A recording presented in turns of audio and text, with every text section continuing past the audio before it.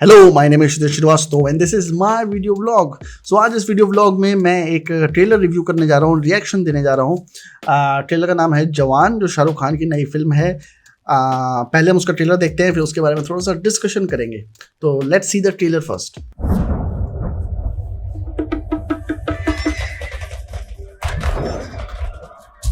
मैं कौन हूं, कौन नहीं पता नहीं। मां को किया वादा हूं, मैं अधूरा एक इरादा हूं। मैं अच्छा हूं, बुरा हूं, पुण्य हूं या पाप हूं, ये खुद से पूछना, क्योंकि मैं भी आप हूं। रेडी?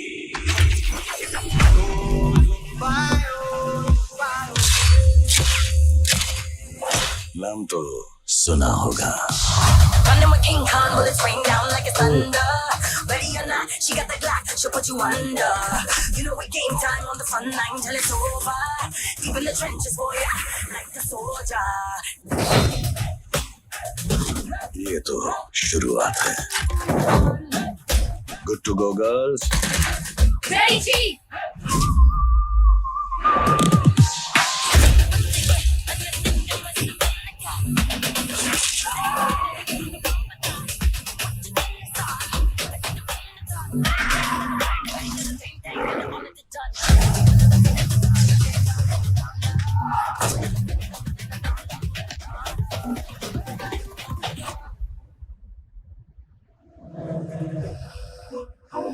जब मैं विलन बनता हूं ना, तो मेरे सामने कोई भी हीरो टिक नहीं सकता।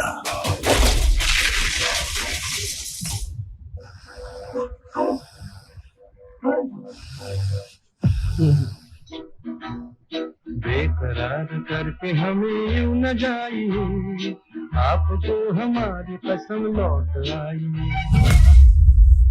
तो ये थी शाहरुख खान की नई फिल्म जवान। पठान 1000 करोड़ क्रॉस कर गई है और उसके बाद जवान आ रही है। और इस ट्रेलर को देख के मैं यही कह सकता हूँ कि बहुत टाइम के बाद शाहरुख खान की कोई ऐसी फिल्म आई है जो देख के मैं कह सकता हूँ कि पिक्चर हिट होनी चाहिए। मतलब अच्छा ट्रेलर है, बेहतरीन ट्रेलर है और बहुत अच्छा काटा है। एटली जो साउथ के बड़े डायरेक्टर हैं, इन्होंने काफ़ी ब्लॉकबस्टर फिल्में दी हैं। जब इन्होंने बॉलीवुड में कुछ पिक्चरें बनाई तो वो पिक्चरें नहीं चली बहुत ज़्यादा। तो मुझे ऐसा लगता है कि शायद ये पिक्चर में इन्होंने काफ़ी मेहनत की है। और इसमें सबसे अच्छी बात यह है कि शाहरुख ने अपना बिजनेस माइंड लगाया है। इन्होंने नयनतारा को लिया है, विजय सेतुपति को लिया है ना। Nayanthara has a huge fan base in South India. She is called lady Rajinikanth. And मैं नयनतारा का फ़ैन रहा हूँ बहुत टाइम से। बहुत सारी लड़कियों का, हीरोइनों का फ़ैन रहा हूँ, उसमें नयनतारा भी एक है। और नयनतारा का फ़ैन शायद मैं रहा हूँ 2007-2008 से, जब मैंने तमिल तेलुगु काफ़ी पिक्चरें देखी थी। उस टाइम कॉलेज के टाइम थे। और उसमें एक फिल्म थी योगी करके, जो जिसमें प्रभास था और नयनतारा थी। और वो पिक्चर देखने के बाद मैं नयनतारा का बहुत बड़ा फ़ैन हो गया था। और उसके बाद मैं इनकी काफ़ी सारी फिल्में देखी जितनी भी थी। और उसके बाद धीमे धीमे मैंने देखा कि ये एक बहुत बड़ी एक्ट्रेस बनती जा रही हैं। और ये one of those few actresses हैं इंडियन सिनेमा में जो लीड रोल करती हैं अपनी फिल्मों में, जो सोलो हिट भी दे सकती हैं।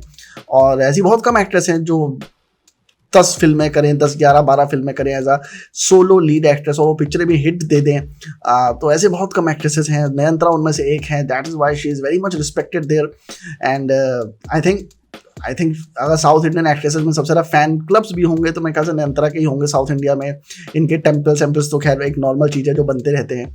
पर शाहरुख के बारे में ये कहना ज़रूरी है कि शाहरुख हमेशा से मेरे फेवरेट एक्टर रहे हैं। पर कुछ टाइम से आई थिंक चेन्नई एक्सप्रेस के बाद से मैं काफ़ी डिसअपॉइंटेड रहा था उनसे, क्योंकि चेन्नई एक्सप्रेस मुझे अच्छी लगी थी, सब कुछ था, पर मुझे उसमें वो शाहरुख नहीं दिखाई दे रहा था जिस शाहरुख को मैं बहुत पसंद करता था, एडमायर करता था।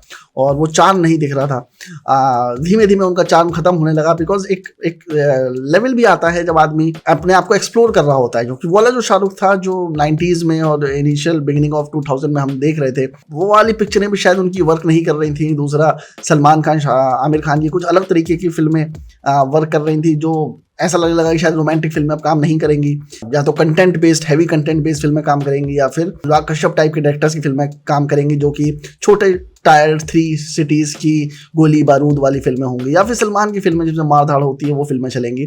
उसके अलावा कोई खास फिल्में चल नहीं रही थी। फिर उसके बाद साउथ इंडियन वाला एक दौर आया जब इंटरनेट पे डब्ड फिल्में बनने लगी। उसके बाद तो खैर साउथ इंडियन फिल्मों का ही दौर आ गया जिसमें KGF और बाहुबली टॉप रेस में है। इन्होंने आके सब कुछ चेंज कर दिया और हमारे यहाँ बहुत ज़्यादा अच्छा एक्शन नहीं होता है।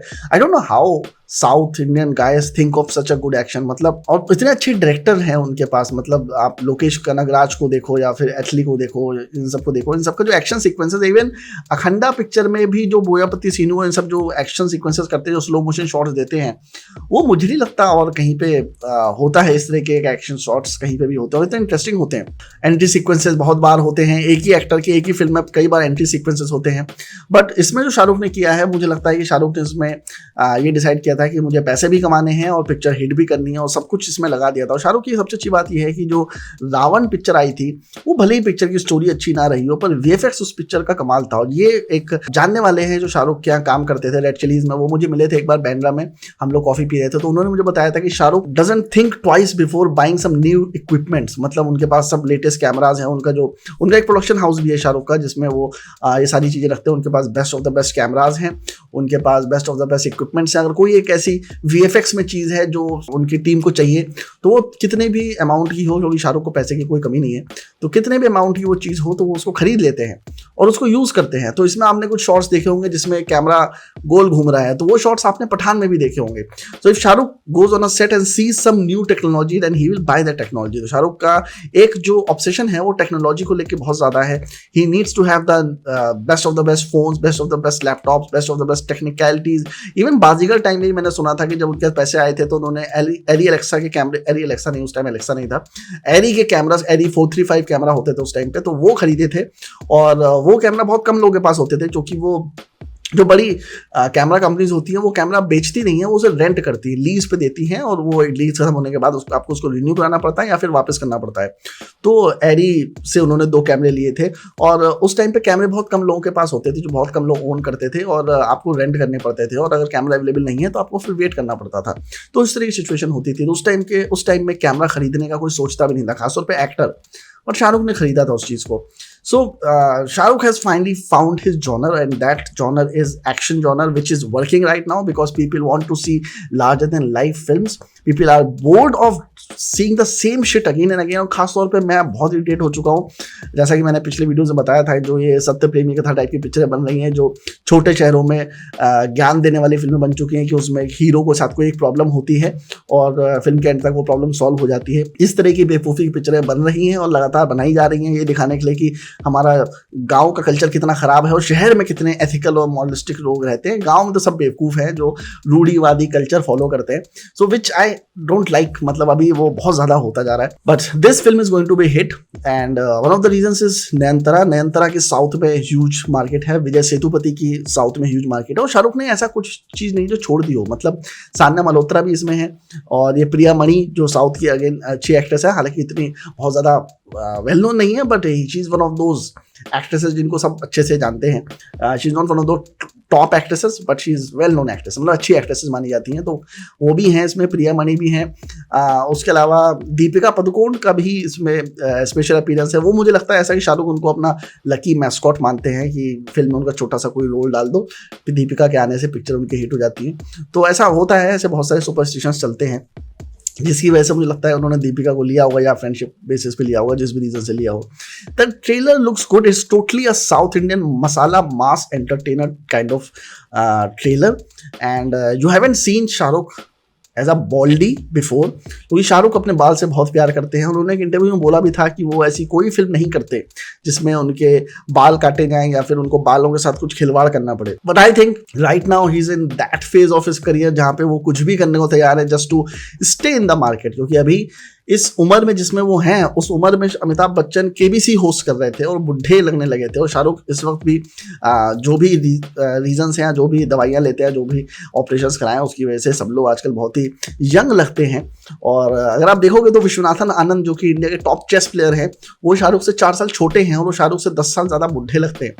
तो ये सारी चीज़ें वो हैं जो आप जब फिल्म इंडस्ट्री में आओगे तो आपको पता चलेगा कि कैसे चीज़ों को मोल्ड किया जाता है ताकि they look much better.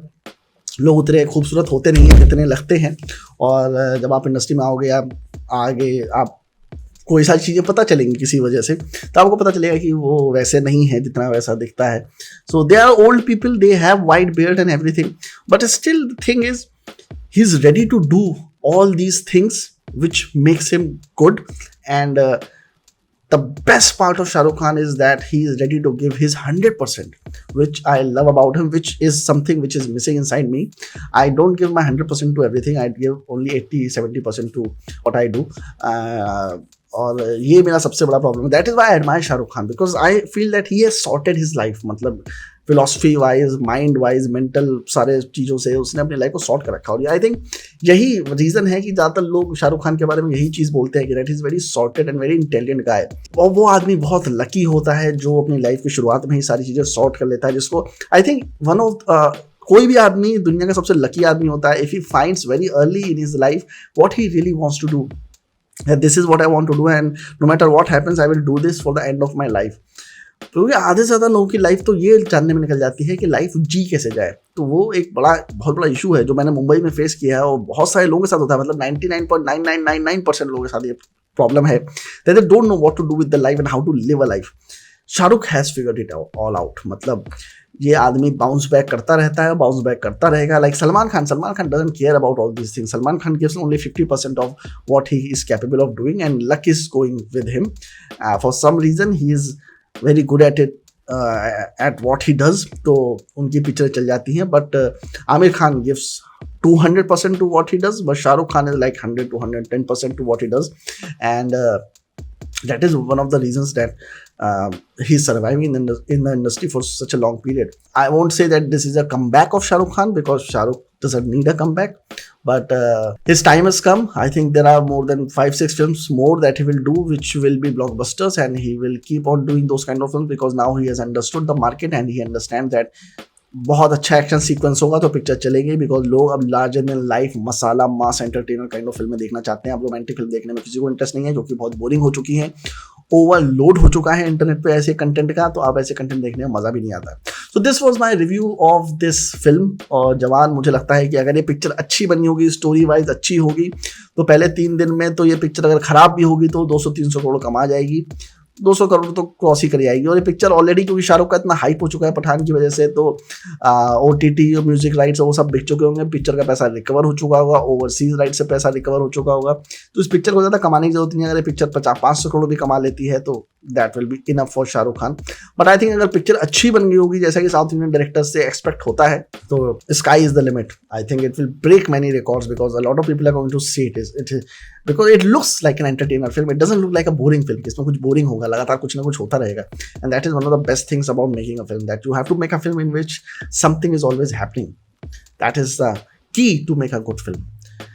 On this note, मैं निकलता हूँ. मिलते हैं जल्दी नेक्स्ट व्लॉग में. Bye bye.